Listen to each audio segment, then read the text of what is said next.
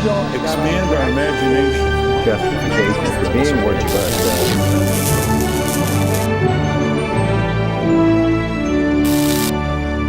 are. And welcome to Washington Unplugged. I'm Bill Plante. Today we take a look at the congressional investigation of Toyota, at Republican charges that Democrats were slow to investigate allegations of improper behavior by former Representative Eric Massa, and we'll talk to our own Mark Knoller, the fountain of presidential facts and figures, now an award winner. We begin with Congressman Darrell Issa, the ranking Republican on the House Oversight Committee, and I asked him how the suspension of the Lexus GX 460, which is part of Toyota, is impacting his investigation. Take a look. Well, first of all, it supports what Akio Toyoda said when he testified before our committee, that they had made mistakes and they were going to have to play catch-up. And it's very clear that when you're playing catch-up for not having aggressively gone after what might be minor or not so minor safety problems, that it gets worse before it gets better. And I think that it's maybe a good sign when they suspend when they don't know what a problem is or how to fix it, rather than just kicking the can down the road and perhaps using lobbyists to prevent the government from acting quicker. So you would think that this is a step in the right direction, this quick reaction? Absolutely. Japanese production lines for decades have had the ability for any worker on the line to pull a switch and shut down the line. We need to have that in every auto company. We need to have anyone who detects real potential safety risk be able to stop the line. And when a car company takes a car off of sales until they resolve the problem, it's a step in the right direction. Well, now, of course, we know that Toyota was very slow to address the initial problems of sudden acceleration, and there have been memos, emails suggesting that they did know about it way before they made it public.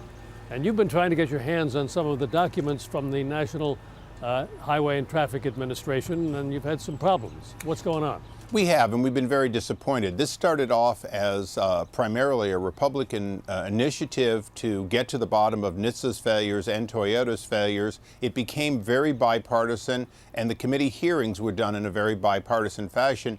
Now we're seeing a tendency, an outright direction that if a Democratic leader asks for information, they get it. If a Republican leader asks for it, the Democratic administration, and the NHTSA particularly, is saying, well, go get your Democratic leader to ask for it.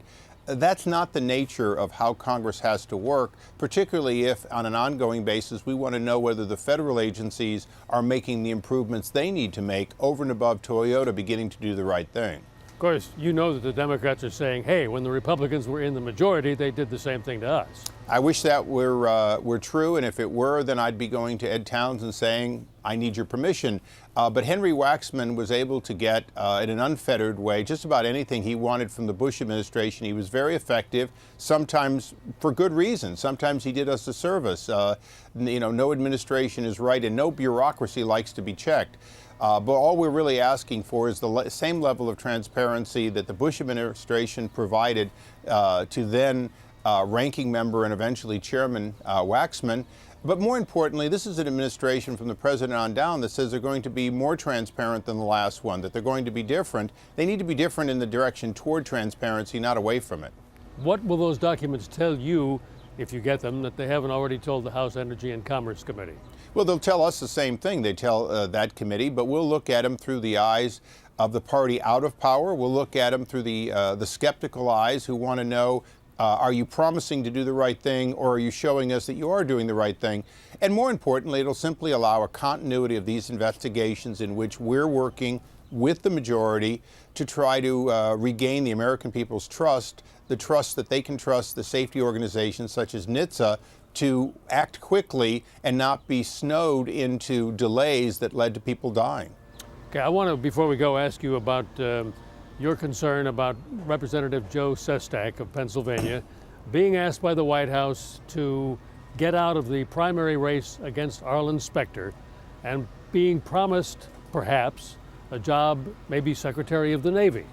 If that's true, what's unusual about it? Don't favors like this get traded all the time? Well, there's a famous U.S. attorney, now Senator Arlen Specter, who said that Sestak should come clean. that if he was offered what he said he was offered, it is a crime, and that crime should not be covered up. So to a great extent, this is not a Republican congressman asking. It's really a former U.S. attorney, Senator Arlen Specter, who said that this should be made public, and as he said it, I think put up or shut up. But I think it's right. We need to clear the White House at the same time as we clear up this question. If, in fact, what Robert Gibbs, the spokesperson, has said is not problematic, really is not problematic, then we should get this behind us.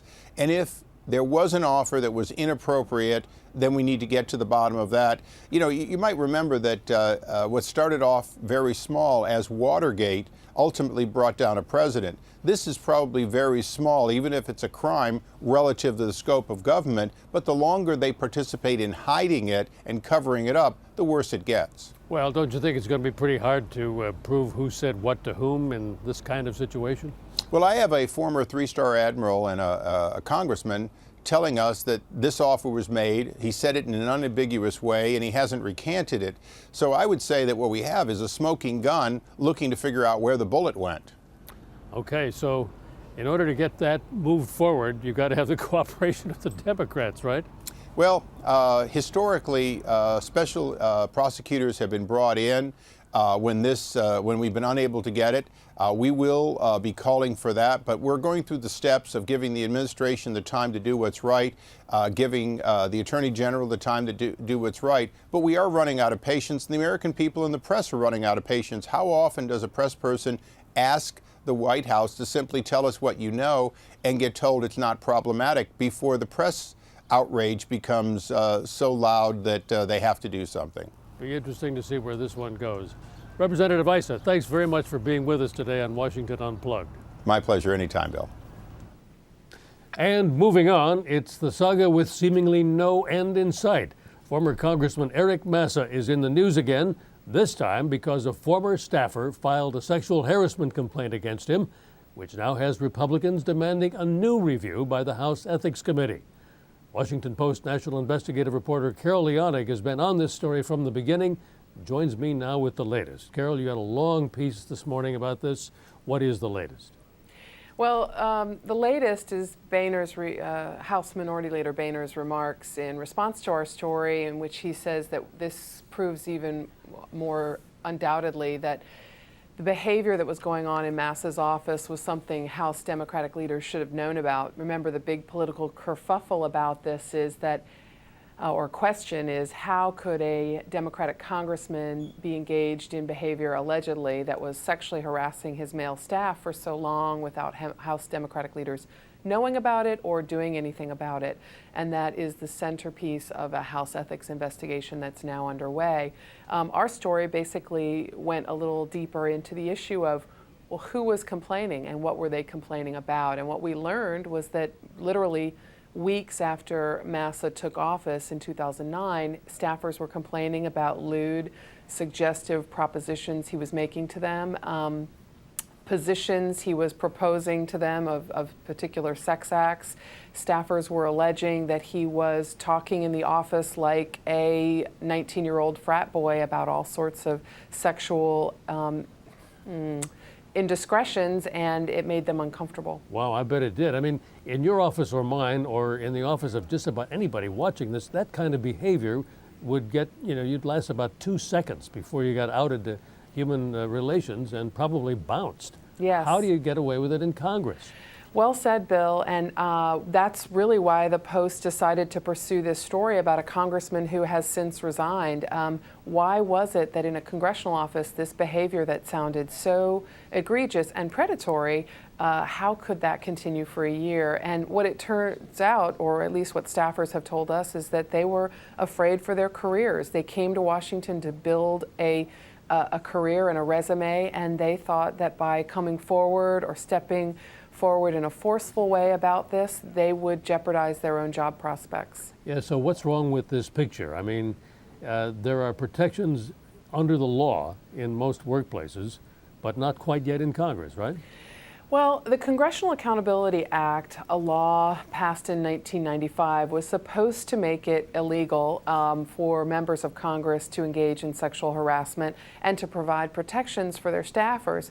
But what I heard from staffers was that that law and that act actually provides kind of weaker protections than for any other federal employee, so that you have to go through this sort of mandatory process of counseling and mediation that are aimed at having you work out a compromise with your alleged attacker, rather than getting some sort of satisfaction and end to the behavior or even punishment. The process is emphasizing mediated resolution rather than punishment and cease and desist.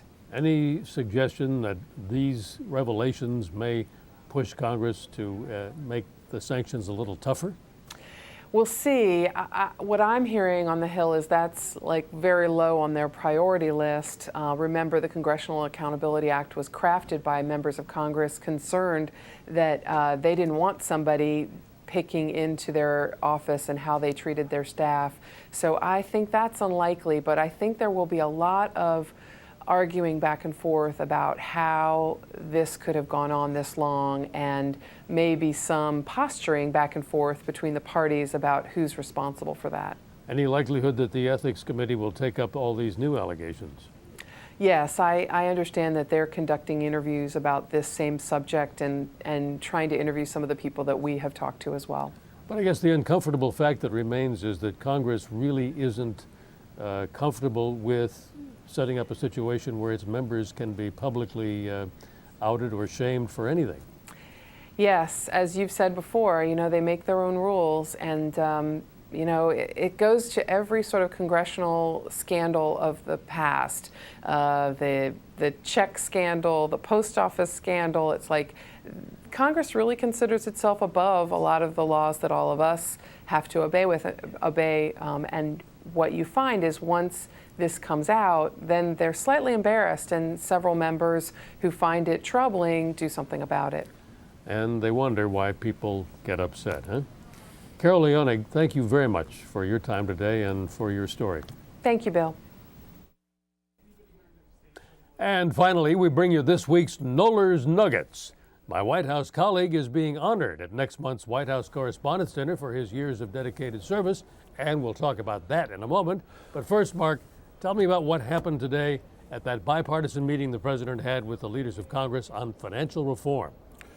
Well, what we learned after congressional leaders came out is that there is still an enormous amount of disagreement between Republicans, congressional Republicans, and the Democrats in Congress and with the president. The president is looking for the next big accomplishment on his domestic agenda. Having enacted health care reform, he wants financial regulatory reform enacted this year. He says we can't afford to have another situation where there's an economic meltdown because of unregulated activities on Wall Street. Yeah, well, guess what? The Republicans don't like it, right? Yeah, you're exactly right. They sure don't like it. They're saying that what the president's plan would do would institutionalize taxpayer bailouts of big financial banks and institutions, and they won't go along with that. So what chance do you think we have of seeing a bill get through the Senate? Who knows, right? Well, it's just like on health care. We may not know until the last minutes of the final vote in one of the chambers. All right, yesterday the president concluded his two-day summit meeting on nuclear materials. They got an agreement to cooperate, but it's non-binding. I mean, what does it really mean? What do you think? How do you do? Well, it's not binding, but to listen to President Obama, it is a major historic landmark. He got the leaders of 46 other nations to agree that over the next 4 years, they will account for all the nuclear material that's loose within their countries, so-called loose nukes, and secure it within 4 years. The president made it clear that there's an enormous danger that terrorists could get this nuclear material and use it to create a bomb against the United States or any other nation. Well, probably won't get much argument on that, but our friend Dana Milbank wrote this morning in the Washington Post that the president conducted this summit in such a closed manner that it was like being in the old Soviet Union. What do you think about that? Well, you know, I think Dana overwrote the story a little bit. Yes, we weren't allowed to cover the actual plenary sessions in the morning and afternoon that the president held with his fellow leaders. But you know what? We're never allowed to cover those events. It didn't begin in the United States. For 30 years, whenever we go to an economic summit, the G7 or G8, the APEC international summits with Asia Pacific Rim nations, we're never allowed to cover those plenary sessions. They're always held behind closed doors, and we come to terms with it. Well, you know what? Just allow me an editorial comment. More access is better. I'll stop there. Well, no one's going to disagree with you, but Yeah, certainly it's really controversial. Access is better than no access, no argument. All right, listen, Mark, you're going to receive an award at the White House Correspondents' Dinner on May 1st, and I'm happy to tell everybody about it. It's the Aldo Beckman Award, and it's for excellence in covering the White House over a long period of time, which you've done, 35 years, and you are the ultimate repository of all facts and figures. This award is richly deserved, and I want to congratulate you. But let me just say this. I have a question for you, the question that I can never answer. What was your favorite moment covering the White House? You know, I'm not sure that I can pin my